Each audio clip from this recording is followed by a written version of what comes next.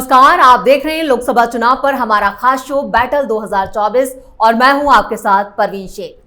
पश्चिम बंगाल की सीएम ममता बनर्जी, जो अब तक इंडिया अलायंस में शामिल कांग्रेस को पानी पी पीकर कोसती रही, अब उनके सुर अचानक से बदल गए हैं। उन्होंने कहा है कि देश में इंडिया अलायंस की सरकार बनी तो बाहर से उसे समर्थन देंगे। बंगाल में तो उनका कांग्रेस और लेफ्ट से कोई गठबंधन हो नहीं पाया। हर चुनावी मन से उनकी तरफ से कहा गया कि इन दोनों को वोट देना बीजेपी को वोट देने के समान है। वहीं कांग्रेस नेता अधीर रंजन ने ममता पर निशाना साधते हुए कहा, उन्हें ममता पर कतई भरोसा नहीं है कि वो समर्थन देंगे। तो दूसरी तरफ बीजेपी ने ममता के 2 उम्मीदवारों के नॉमिनेशन को कैंसिल करने की मांग चुनाव आयोग से की है, जिनमें कोलकाता दक्षिण टीएमसी उम्मीदवार माला रॉय हैं, तो दूसरी तरफ बशीरहाट से प्रत्याशी हाजिर नूरुल इस्लाम है। तो क्या 5वें चरण के चुनाव से पहले ममता बड़ी मुश्किल में फंस चुकी हैं? इसी पर चर्चा के लिए हमारे साथ जुड़ चुके हैं कैपिटल टीवी के editor in chief doctor Manish Kumar और कैपिटल टीवी के एग्जीक्यूटिव एडिटर राजीव कुमार। आप दोनों का स्वागत है। धन्यवाद। डॉक्टर साहब, ममता बनर्जी का बयान जो आया है कि बाहर से समर्थन देंगे, किस दुविधा में है वो? क्योंकि वो ना इंडिया अलायंस के साथ हैं और बाहर से समर्थन देंगी। देखिए, कोई दुविधा नहीं है। ये इलेक्शन ममता बनर्जी हार रही है। जब हार आंखों के सामने होता है तो आदमी जो है उल्टे पुल्टी बातें करना शुरू कर देता है। कारण क्या है? ये जो 5th, 6th एंड 7th ये बैटल ग्राउंड है ममता बनर्जी की नाक का सवाल है। और इस जगह पे मुस्लिम मतदाता इतने क्रूशियल है कि जरा सा भी इधर उधर हुआ वो मामला खराब हो जाएगा। वहां वामपंथी और कांग्रेस वो प्रचार प्रसार लोकल मीडिया में क्या कर रही है? ये अचानक से ये बयान आया क्यों, इसको पहले समझ लेते हैं।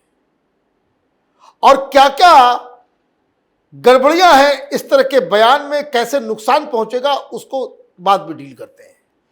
वहां कांग्रेस पार्टी और सीपीएम ये कह रही है कि देखो, इंडिया तो हम है, अपोजिशन हम है, राहुल गांधी सीताराम येचुरी ये मोदी से लड़ रहे हैं, ममता बनर्जी का कोई भरोसा नहीं है। ममता बनर्जी पहले भी रही है बीजेपी के साथ, ये अभी वोट ले लेगी, जीत जाएगी, फिर जाकर के बीजेपी के साथ चली जाएगी। ये पहले भी बोलती थी कांग्रेस और सीपीएम वहां पे, लेकिन इस बार उसमें एक तड़का मिला हुआ है। और वो तड़का मिला हुआ क्या है? अब ये लोग कह रहे हैं कि मिलते हो जाएगी। क्यों मिलेगी? क्योंकि अगर नहीं मिली तो वाइपो भी जाएगा जेल। पूरा खानदान जो है वो अलग अलग ईडी और सीबीआई के केस में फंसा हुआ है, कई सारे नेता फंसे हुए हैं। तो ये बीजेपी के साथ डील कर लेगी और वो चली जाएगी, तुम्हारा वोट बर्बाद हो जाएगा। ये मुसलमानों के बीच जबरदस्त जो है वो चल रहा है कि ये जो है वो सेटिंग करेगी नेताओं को बचाने के लिए। देखिए, सब लोग तो फंसे हुए हैं, इलेक्शन खत्म नहीं हुआ, वर्डिक्ट आना शुरू हो जाएगा, एक के बाद एक जो है वो ईमानदारी का नकाब जो है वो उड़ जाएगा। अब ये जो प्रचार हुआ तो ममता बनर्जी को लगा कि ये तो बड़ी दिक्कत है, तो ये मिस्टेक कर चुकी। इन्होंने मिस्टेक कर दिया। मिस्टेक ये कर दिया कि इन्होंने कह दिया कि मैं इंडी गठबंधन में ही जाऊंगी, चुनाव के बाद मैं बाहर से समर्थन दूंगी। मतलब आपने पहले ही हार मान ली। आप तो ये कह रहे थे कि प्रधानमंत्री बनूंगी मैं, नेशनल कन्वीनर, इसका मतलब है कि पीएम के रेस से आप बाहर हो गई। आप ये कह रही कि राहुल गांधी, केजरीवाल, जो भी जिसको बनना है बनेगा, हम बाहर से रहेंगे।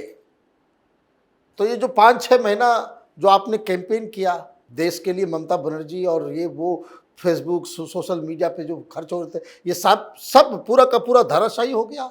ये डेस्परेट कॉल है। ये डेस्परेशन किस लिए? क्योंकि ममता बनर्जी को भी ये मालूम चल चुका है कि बीजेपी लगातार जीतते जा रही है, फेज दर फेज उसकी स्थिति मजबूत होते जा रही है, इसलिए आपने इस तरह का बयान दिया। नुकसान क्या? नुकसान बहुत ही सिंपल है कि ये प्रोपेगेंडा को और बल मिल गया कि ममता बनर्जी को ये सफाई देना हो रहा है।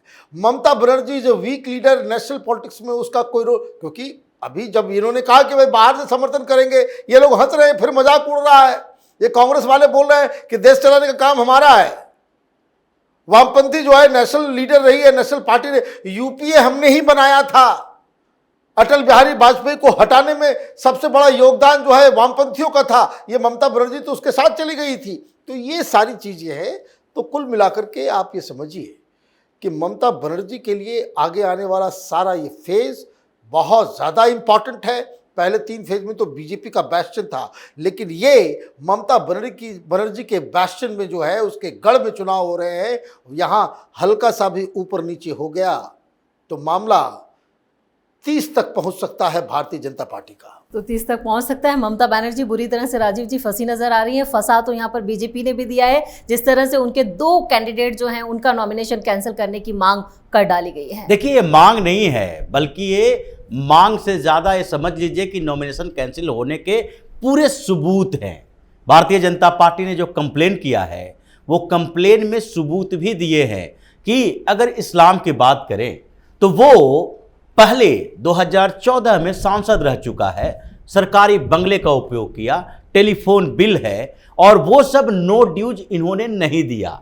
अब नो ड्यूज सर्टिफिकेट अगर आपने नहीं दिया है तो आपका नॉमिनेशन कैंसिल होना चाहिए, क्योंकि भारतीय जनता पार्टी के एक कैंडिडेट का नॉमिनेशन रद्द होने वाला था और हुआ। उसके बदले भाजपा को दूसरा कैंडिडेट लाना पड़ा, और ये आधार दिया है कि जब हमारे खिलाफ ये कार्रवाई हुई तो इनके खिलाफ क्यों नहीं होना चाहिए, क्योंकि आपको तो नो ड्यूज सर्टिफिकेट लाना पड़ेगा कि आपने सरकार से जितने लिए वो सारे क्लियरेंस है कि नहीं आपके पास, और उसमें भी सांसद रहते हुए। तो ये मामला फंस चुका है ममता बनर्जी के लिए। दूसरे जो कैंडिडेट हैं उनके लिए भी यही समस्या है। उन पर जो आरोप लगा है ऑफिस ऑफ प्रॉफिट का, कि आप पहले से म्युनिसिपल कॉर्पोरेशन ऑफ कोलकाता के चेयरपर्सन हैं और वहां से बिना रिजाइन दिए आप चुनाव लड़ रही हैं। तो ऐसे में ऑफिस ऑफ प्रॉफिट का मसला तो आता है। ये आप कोई प्रोफेसर नहीं है, आप कोई दूसरे जगह के विधायक नहीं है, चुने हुए प्रतिनिधि नहीं है। आप सरकारी सुविधाओं का उपयोग कर रही हैं, सरकारी फायदा ले रही हैं। इसलिए ये चुनाव लड़ने से पहले आपको वहां से रेजिग्नेशन देना पड़ेगा। इसीलिए दोनों ही नामों पर यह चर्चा नहीं है, बल्कि चुनाव आयोग के पास यह शिकायत गई है पुख्ता सबूत के साथ। इसका मतलब है कि इन दोनों पर पश्चिम बंगाल में टीएमसी में भी चर्चा हो रही है। अब नाम बदलने को लेकर, नाम बदलना है, प्रत्याशी बदलना है, तो फिर टीएमसी भारतीय जनता पार्टी नहीं है। भारतीय जनता पार्टी में जितने भी प्रत्याशी अब तक बदले गए, किसी ने एक ने भी सवाल नहीं उठाया कि हम फिर से इंडिपेंडेंट तरीके से चुनाव लड़ेंगे। लेकिन जितने दूसरी पार्टियों को देखिए, यहां तक कि अखिलेश यादव की पार्टी है, जितने कैंडिडेट बदले गए वो सब विद्रोही स्वर दिखाई पड़ने लगा उसका।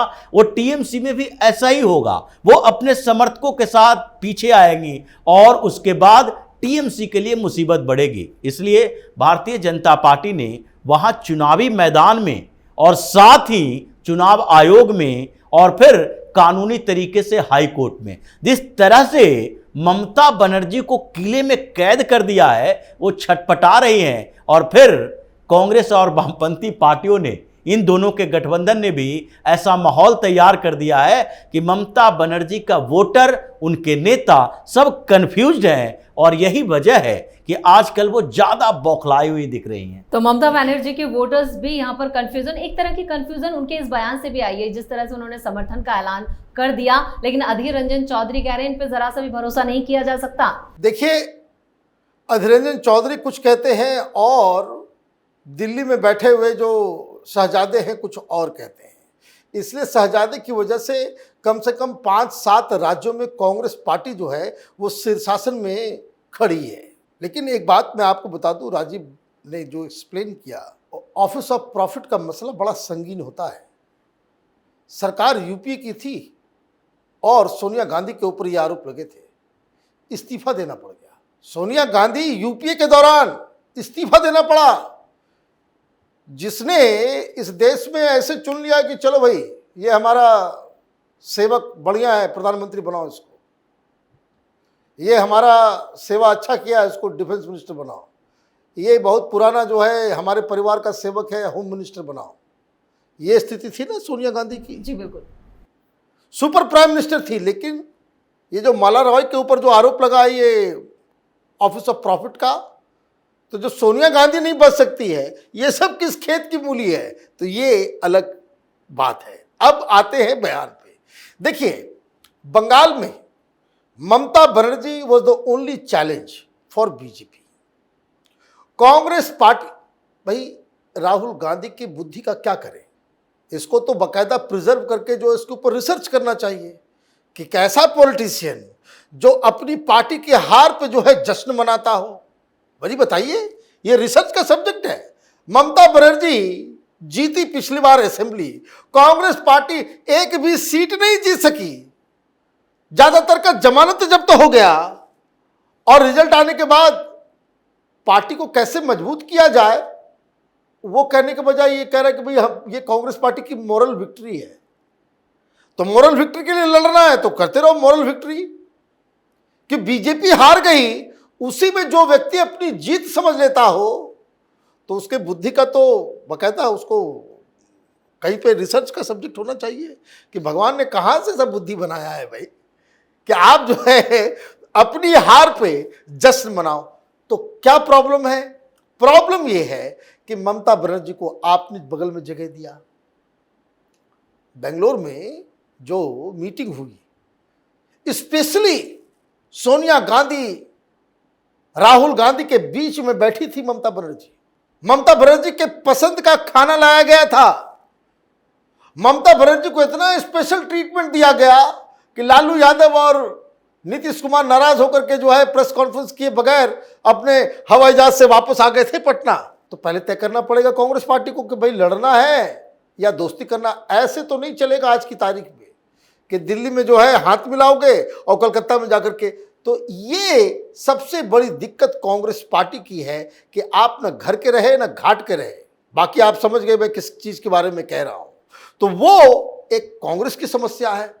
ममता बनर्जी क्या करे? ममता बनर्जी के पास तो बड़ी दिक्कत आ गई सामने।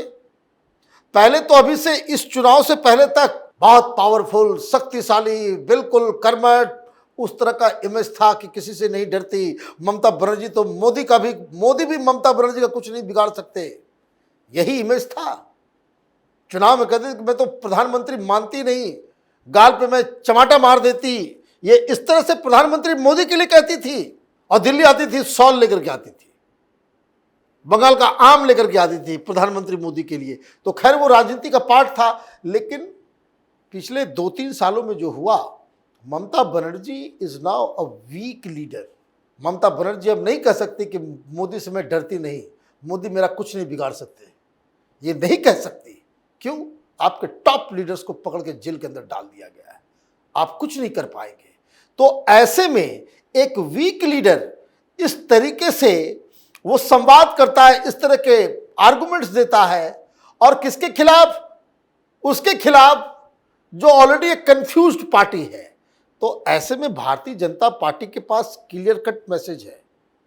भाई ममता बनर्जी कहते रह गई ना कि सीए लागू नहीं होने, मेरे डेड बॉडी के ऊपर जो है सीए होगा, हंगामा होगा। देखिए खबर आ गई, कल 14 लोगों को जो है दिया गया और ये ताल ठोक के अमित शाह और मोदी कह रहे हैं कि किसी माय के लाल में ये हिम्मत नहीं है कि सीए को रोक दे। तो ये आप देखिए, हर राज्य का अपना एक पॉलिटिकल एनवायरनमेंट है। बंगाल के बारे में मैं बार बार कहता हूँ, जिधर शक्ति जो पावरफुल नज़र आता है, बंगाल की जनता उसी के साथ जाती है। इस चुनाव में भारतीय जनता पार्टी ने ये साबित किया है कि ममता बनर्जी से वो डरती नहीं, बल्कि ममता बनर्जी से वो लड़ने में उनसे ज़्यादा ताकतवर है। तो यहाँ पर ममता बनर्जी की यहाँ पर इन चुनावों में क्या है कि एक कमजोर छवि जो है वो उभर कर सामने आ चुकी है। राजीव जी, अब जो 2 सीटों के लिए यहाँ पर जो नॉमिनेशन कैंसिल की बात की जा रही है या शिकायत की गई है चुनाव आयोग से, क्या ये दोनों सीटें भी उनके हाथ से, क्योंकि अगले चरण में ही इन पर चुनाव होना है? देखिए, सिर्फ 2 सीटों की बात नहीं है। इन 2 सीटों में प्रत्याशी बदलेंगे या फिर इन 2 सीटों के बाद आगे आने वाले चुनावों में जितनी सीटें हैं उन पर प्रत्याशी ममता बनर्जी बदलेगी या फिर कांग्रेस और कम्युनिस्ट पार्टी, ये दोनों आजकल मंच शेयर कर रहे हैं। यहां तक कि अभिषेक बनर्जी के खिलाफ इन लोगों ने जो प्रतिकुर रहमान को उतारा है, उनके समर्थन में रैलियां कर रहे हैं। लेकिन कंफ्यूजन किसके अंदर है?